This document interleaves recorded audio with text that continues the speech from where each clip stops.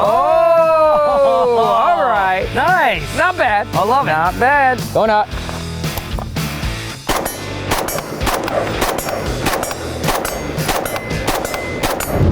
Let's go, team. Let's go, team. That's right. What's up, everybody? Fire team, it's good to be back. Welcome to Shift Fire, the exploration and appreciation for all things military culture. I am Israel Wright, former Green Beret from 1st Group of Fort Lewis, Washington. It's good to be back with you. With me, as always, the wonderful, the stupendous, the amazing. Thank you for that amazing introduction. What's going on, everybody? My name is Cameron Fath. I'm a former Army Ranger out of 2nd Ranger Battalion, also at Fort Lewis, Washington. Washington represent! That's right. Today we're doing a segment called Lethal Antiquities, where we bring in an array of experts from different fields, including film, the military, the tactical community, you name it.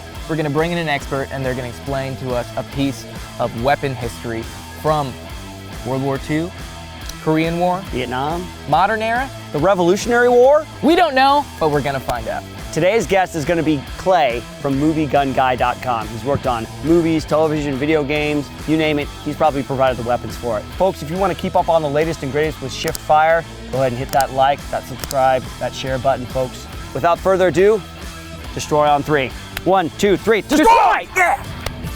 Over here, you dummy. Ah!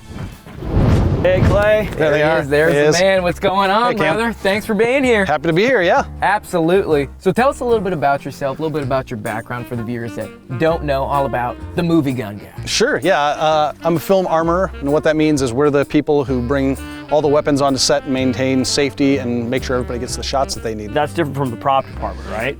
We're technically part of the prop department, Oh, so okay. the prop master would be my boss, okay. but we're almost kind of a separate subsection, so this is all we focus on. The props have to deal with everything an actor might touch, we just deal with the weapons. Ah, that's cool. Right. Yeah. You mind telling us some things you've worked on recently? Maybe some things people know about? Sure, we did The Last of Us 2 not too long ago. All Okay. right, wow, Yeah. big time. Wow. And then you'll appreciate the Apex Legends openers.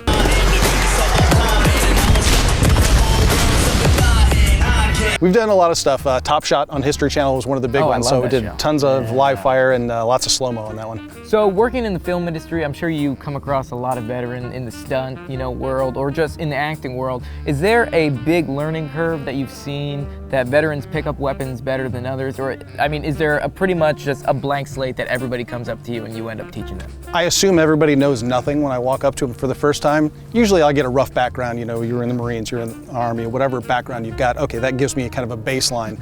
But there's a lot of technical advisors out there, from Jim Deaver to Matt Siglock to Dale Dye. They've got a core of guys who are well trained and know their stuff inside and out.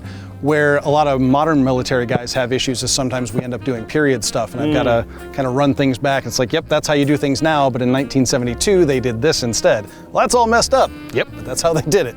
So you got to think about the artistic end of things too. You have to be a little bit of a historian when it comes to the manipulation of these firearms as well. The order of battle for all the different weapons, I mean, going back to the 1400s all the way to the modern, it's changed a lot. Even handgun technique that you guys learn now, 20 years ago was totally different. Absolutely. So yeah, we've got to kind of keep up on all that stuff. And a lot of that will fall on the technical advisor, but sometimes they're not there. Sometimes it falls to us as well. What do you guys think might be in here? I could have anything in here from an AT-4 to an elephant gun. Yeah, you can fit a lot in this case. I mean, to me, seemingly it's a rifle case. Right. So some sort of rifle. I mean, obviously, if just touching this thing and letting the baby speak to me telepathically, I have no idea, but I want to take a guess just because I want to shoot one of these so bad. Do you have a musket in here for me? Oh, okay. What's your call?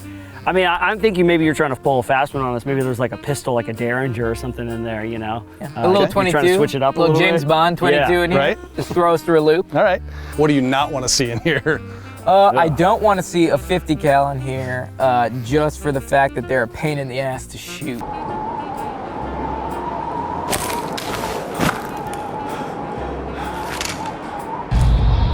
The one's getting a bit choppy. You can compensate for it, or you can wait it out. But he might leave before it dies down. That's your call. Yeah. All right, I'm leaving. Oh, man. That was Hey, come on back here, man. Come on back. They're cool as to see someone just leveled in half with, don't get me wrong, but carrying it, it's heavy. It's, when you shoot the thing, the overpressure is pretty gnarly, and it makes a giant mess.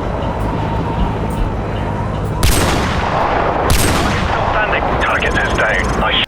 All right, we got your guesses. All right. And I will say, is you were the closest. Oh. Meaning that you were both completely wrong. Oh, okay, I'm over I was less wrong than he was completely wrong. You guys were way off base.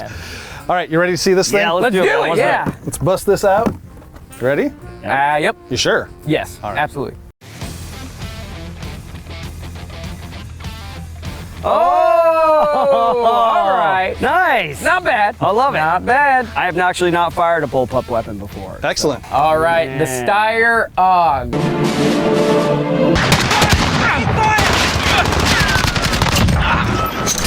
Reloading. Yep. All right, man. This is an iconic weapon. I mean, you see it used in a lot of European militaries to this day, right? And the bullpup Correct. design is such a cool concept because you condense the size of a weapon to a shorter than like a full-length AR platform, but you still have the same barrel length, even though the overall length is cut in half. Yeah, exactly. Your whole trigger group is actually back here. Yeah. The firing group is back here. Your bolt is here.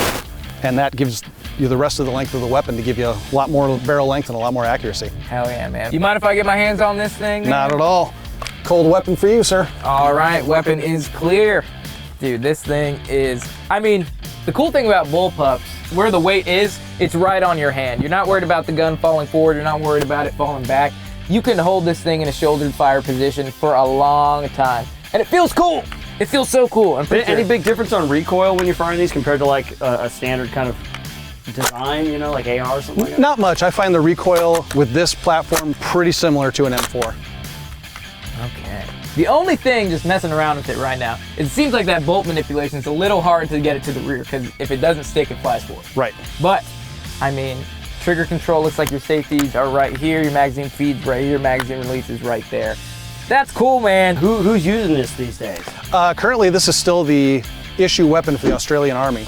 And it's also in use in over 30 countries all over the world, from police forces to military. I'm already seeing problems because I'm left-handed. Yep. Yeah, man, that, I can't, the charging handle's over there, the where the brass is coming out right here is gonna be right in my face. Like, Yep. Break if some I'm up, teeth. you know?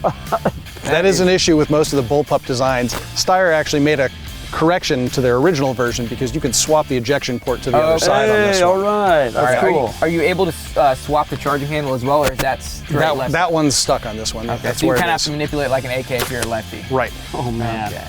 not underneath? No, not Give it a shot. Yeah, oh my gosh, yeah. Yeah, that's weird, that's awkward. I'm gonna have to switch it up for this one. You know, Oh, man, this is cool. I'm gonna need a marksmanship lesson with this thing. Hey, man, just shoot, offside.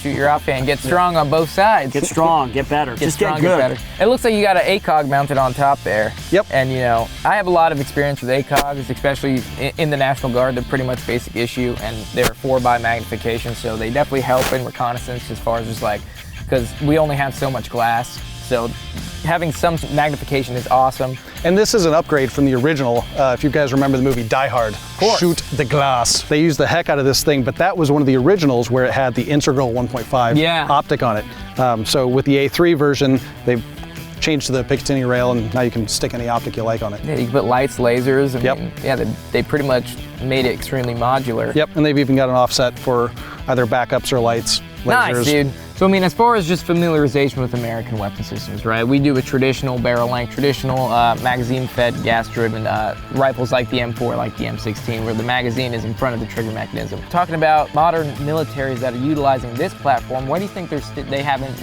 either gone to American military side, or why do you think they just chose to stay with the bullpup design? I think for the same reasons we have stuck with the M4, and the biggest reason is always money and logistics, right?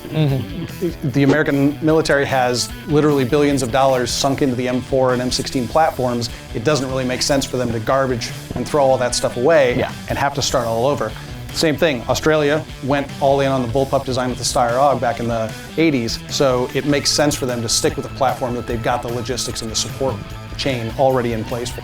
Not to mention, I figured, it's a battle-proven weapon system, right? If it ain't broken, don't fix it. Right. And it's not just that it's the bullpup system. There's the SA-80 that the English used for a while. And you talk to anybody who got deployed with it, they were generally not fans of it. It was not a system that a lot of the guys on the ground liked. So they eventually went back to the M4 for the most part. But this is a great system. It's been working well since 1978 when the Austrians adopted it for their military, and it's still going strong. Oh yeah, and this specific version, it's going to shoot a 5.56. Correct, yeah, 5.56 NATO. Yep, All right. they do have other versions that are chambered in 9mm as well, sort of a subgun version. Yeah. Very cool, man. Well, I'm excited to shoot this thing. Would you be able to explain just basic feeding, working malfunctions with this specific rifle? Sure. It's a little bit different from the M4 as the charging handle's on the left side, kind of akin to the AK platform. Magazine release and everything is here in the rear. So it's going to be a little bit of an adjustment because you're used to reaching up in front of your hand, right? But you're going to be reaching behind, dropping the mag with your thumb to eject that old round.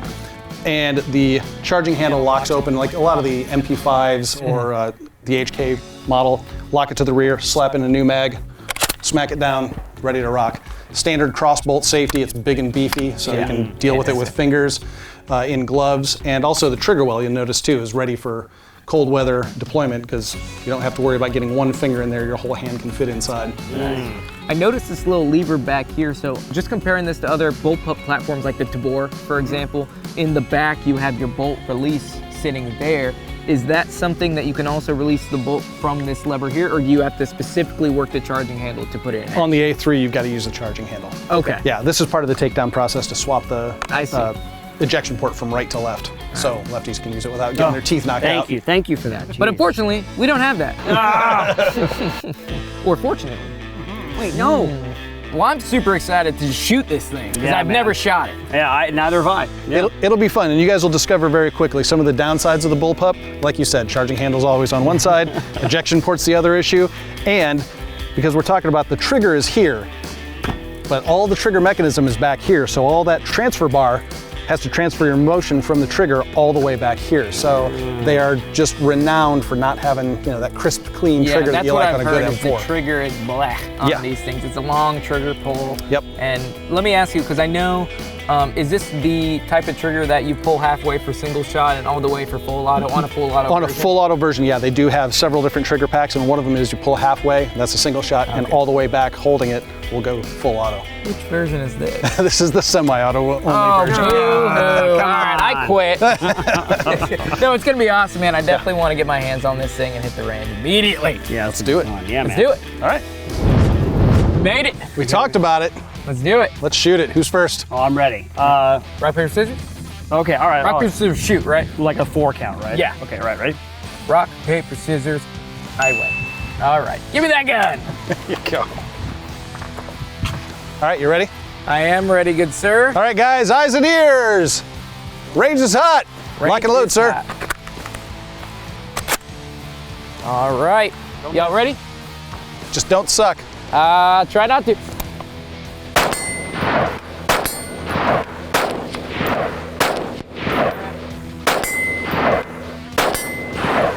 All right.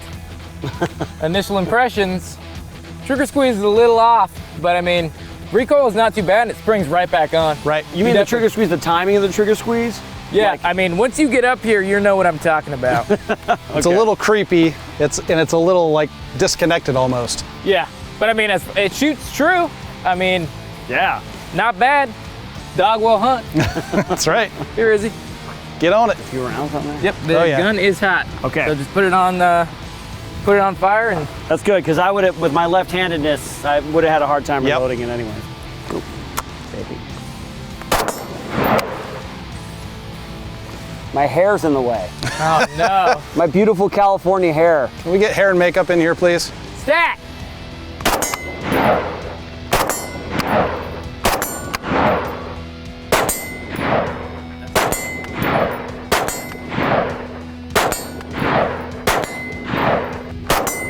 Perfect!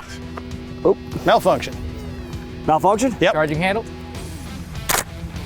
Oh, I got it. I see it there. There you go. All right, now, what's the deal with had a couple of jams? Could be mag, could be ammo. Gun's cold. Range is cold. Sometimes you get some underpowered ammo, whether it's civilian 223 instead of the military 5.56. Sometimes the guns just get dirty. It's a variety, just like any other weapon, you're gonna have malfunctions, but that's part of the reason that they've got the adjustable gas system. We have procedures for malfunctions and things like that, I know the stovepipe, the knife hand, Yeah, the medial actions. medial actions. So Yeah. just like the big thing we'd use is just or tap rack bang. rack bang, dude. yep. Tap rack bang, and if that fails, tap rack bang again. That fails, then you remove the magazine, go into remedial action. Yeah, and this design is kind of interesting because you notice there's a lot more room in that chamber area where the magazine will Yeah, insert, so right. there's more room for double feeds. Whereas like the M4 system, you're usually going to get a double feed, not a triple feed. But Yeah. this has got a little extra space in there, so sometimes that can be an issue. All right, let's try this other lot of ammo. See how that runs.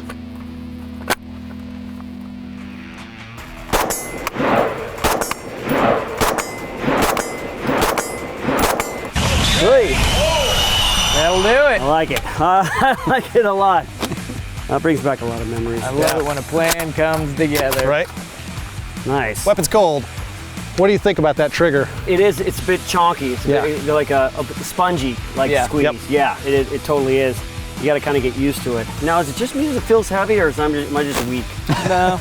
It is a Heavy gun. pretty beefy weapon, yeah. Even though it's short, there's a lot of metal in there. I didn't run with too many ACOGs. That's really nice. Yeah. That makes a very clear side picture. Yeah, with the cool. fiber optics in there, it makes it almost like a video game. You know, that Yeah. red dot just floating where Yeah, you want just it. right there. And these are standard. This is like the telltale magazine for the AUG, right? Right. Yeah, those have been almost the same since 1978 when they brought them out with the original green version.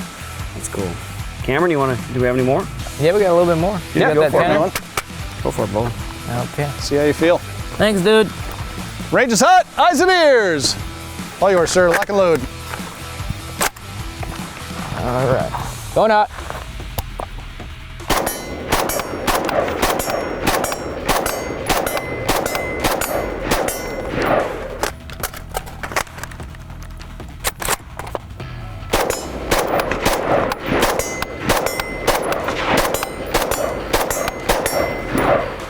So what do you think, speed-wise, with the mag change? Faster than the M4, about the same? Man, I mean, it all comes down to what you practice. So, I mean, I'm so used to an AR style platform that, you know, I could do, not to toot my own horn, but I can do pretty decently fast reloads on an AR platform or M4 platform. This, I'm sure once you practice enough, you can definitely build that speed. But I mean, just shooting it for the first time, I definitely noticed the magazine release is very firm. Yeah. So, I mean, you have to come up and physically strip the magazine. It's not just gonna fall out with a button like on the M4. Right. So I physically have to come out just like an AK, strip it with my thumb, and then reintroduce my new magazine. It's empty, place it. And it seems like you need to seat it very firmly. Yeah. Otherwise, it'll fall out. That's kind of what I feel like with this whole weapon system is everything is chunky and solid, and you got to move it like you mean it. Oh, absolutely. You definitely can't treat this thing like a baby. No. I mean, it's chunky for a reason. Don't be weak. And this system was designed to be modular too. Like I said, it's got a quick change barrel. They also make 42 round mags for it, but you can change barrel lengths depending on if you're going as basically a squad automatic weapon configuration, designated marksman configuration, or the standard configuration. Yeah. One thing I also noticed with shooting, because I mean, I keep comparing it to the M4 just because that's what I'm used to. And, Right. you know, as far as, you know, creating a stable shooting platform, we start utilizing the C-clamp with the thumb over top the rail just to basically create downward pressure so I can reduce muzzle rise. On this, I noticed as I started putting my thumb, I mean, that barrel's sitting super close, and you have these ventilation ports on the side. So even right now with my thumb sitting on it and trying to create that C-clamp, That's warm. it's kind of getting toasty. Yeah, and imagine that on full auto too. Oh yeah, but using the foregrip, I mean, back in the day they were using the gangster grips and they made it work just because they're war fighters. And when you got to fight a war, I mean, there's no time to complain. Yeah. But I definitely see room for improvement as far as just working on this rail system, allowing me to really grip it from the top. But like even right now, it's still toasting my hand. All right, so what do you think about this thing, man? The M4, that was my baby. That was what I shot in the military, and it's been more than a couple years since I've been out. So this is me coming back to the firearms world. But one thing I've learned is, you know, you settle into your fundamentals, right? You know, the right-handed fundamentals. even shooting it right-handed, because I'm left-handed. So, but the fundamentals, you know, you got the stance, you got the sight picture, cheek stock well, trigger squeeze, all that kind of stuff. It all comes into play, and it feels very familiar very quickly. Even though the weapon system is totally foreign to me, the basics are still there, and that's a comfort. It gets me excited to see what else we're gonna encounter in the future. because I'm like, well, at least I know I've got a foundation to stand on. Yeah, absolutely. I mean, at the end of the day, all these guns do the same thing. Yep. And they, they have a trigger, they have a magazine, most of the time, unless you're doing belt feds. Right. But, yeah, as long as you have those fundamentals, you can figure it the fuck out. Yeah, you guys think that now, which is to see what's next. Oh man, God damn it. fundamentals. We're building each other up, doing something real spiritual. Time to break you down. Knock us down. And the flowers are still standing. All right, so the reload static was pretty similar, but let's see how you feel on the move. Absolutely, man. I mean, shoot, move, communicate, right? That's the basis of war fighting. Yep. Not gonna stand still when I'm reloading. I gotta keep pushing. So let's see how these mag changes go on the move. All right, give it a shot. All right. Cold gun. Cold gun. Bang, bang, bang, bang. Gun goes cold. Strips mag. Bang, bang, bang, bang. Nice, Cam. I'm getting reps here. Yeah. I'm getting reps. I'm like sitting on the sidelines just like practicing this shit. I mean, the cool thing about bullpups is essentially that bolt release is located right by that magazine. So when you're reloading a new one and you're utilizing that proper magazine grab, like the beer can method, once that magazine goes in all the way, my thumb's conveniently placed and I can send the bolt forward home. So mag goes in, thumb's there, sends it forward. And I like that. Easy. All right, well, I mean, I don't have a fancy belt like you do, but I'd love to try it on the move a little bit. Yeah, sure, man. Let's make it rain. And just lock it back to the rear so your bolt works. All right, you righties. Yep. You don't know how good you've got it. All right, slow is smooth, smooth is fast. I like it. All right, bang, bang, bang, bang, bang. Gun goes cold. There it is. Bang, bang, bang, bang, bang, bang. Kill, kill, kill. Cold blue steel. Nice. How'd that feel, dude? That was better. Slow is smooth, smooth is fast. Yeah, especially on a new gun, man. You're Right. learning the entire thing. Yeah, right. Now, first time learning the system and where everything's at and stuff like that. But practice makes perfect. Yes, it does. Yeah. And you're perfect. Oh. That was awesome. Slow clap for the AUG. Right? I love it. Man, Clay, that was amazing. Never having touched this weapon before and only really doing it like my standard, like the M4 in the military. Picking it up, the fundamentals were there. Shooting it right-handed was a little challenging as well, so I had a lot going against me, so thanks for taking it easy on me today, guys. Yeah, it was a lot of fun to pick up and shoot. Yeah, it's chunky. You gotta treat it like you mean it, and but it works. It's been functional since 1978, and it's still in use in over 30 countries all over the world. You guys like this one? Hope you like the next one. Should be a lot of fun. That's fine. I'm excited. I'm excited. I'm so excited that my allergies are going crazy. I'm allergic to not shooting guns. Well, That's fine. Well, we're looking let's forward fix to that. Yeah, let's absolutely fix that allergy with a new weapon on this table. So Yeah. tune in to the next episode of Lethal Antiquities for that. Folks, we appreciate you joining us for this episode of Lethal Antiquities. Clay, thank you so much for joining us. happy to. Cameron, thank you for joining me on this journey called life. I'm gonna hold this. Oh, it's hot. But if you like this video, folks, go ahead, like the video, share it with your friends. Go crazy in the comment section, let us know what you think and other weapons you'd like to see us explore on Lethal Antiquities in the future. We appreciate you, folks. We'll see you soon on Shift Fire. Former Green Beret, out of Fort Lewis, Washington, and First Group represent. And with me, as always, the very handsome, the always on time, Cameron Fast, thank you for that amazing. Thank you for painting me to be a way better person than it's just I good. am. We're gonna keep building up. Every episode, we're gonna get better and better. I hope so, man, because I gotta fool these people to think I'm awesome.